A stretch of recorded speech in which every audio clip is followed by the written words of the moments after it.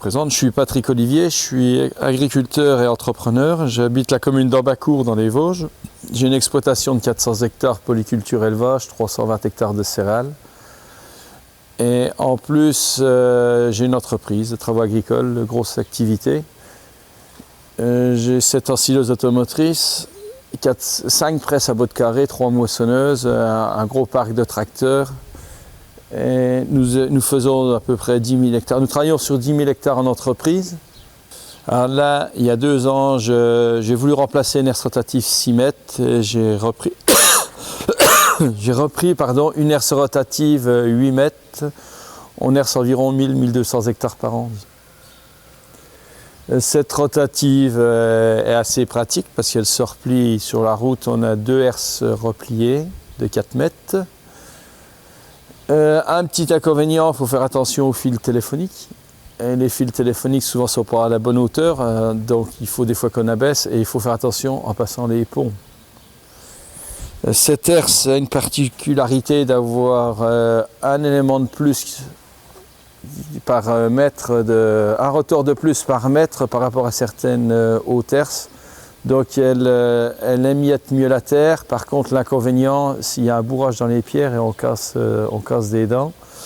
Là, j'ai rencontré dernièrement le concessionnaire. Ils vont nous faire des dents qui seront sûrement un peu plus épaisses et plus rigides pour qu'il y en ait moins de casse dedans.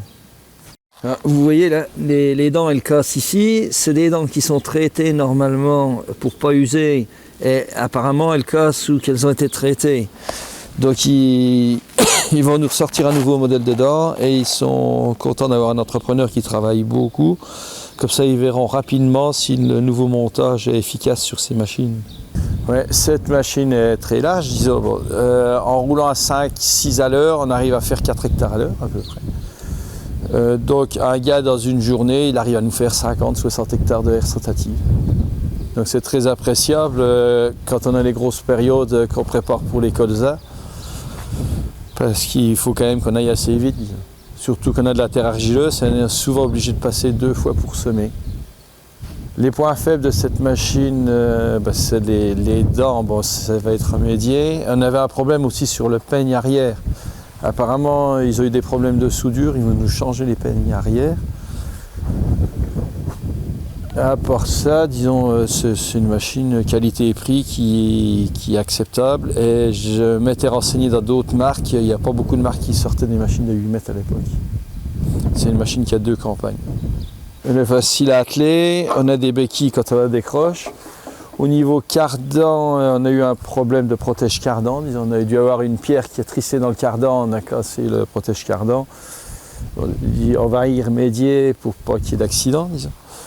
Là, il y a 2 gros cardans qui entraînent chaque côté. Pareil, il faut qu'ils soient graissés tous les jours, les cardans. Derrière, on a un réglage d'une planche niveleuse qui se règle avec une manivelle et le rouleau arrière se règle hydrauliquement. Donc, sans descendre de la machine, on arrive à régler la profondeur de la machine et c'est très appréciable.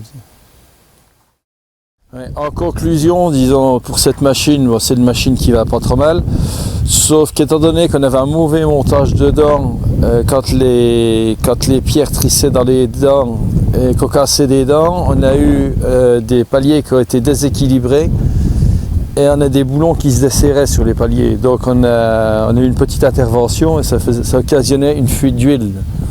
Donc alors si je pense que ça va être remédié en changeant les dents, on n'aura plus de temps de vibration. En conclusion, je pense que ça sera à refaire, je reprendrai une herse de cette marque, étant donné qu'apparemment ils ont l'air de suivre quand il y a un problème.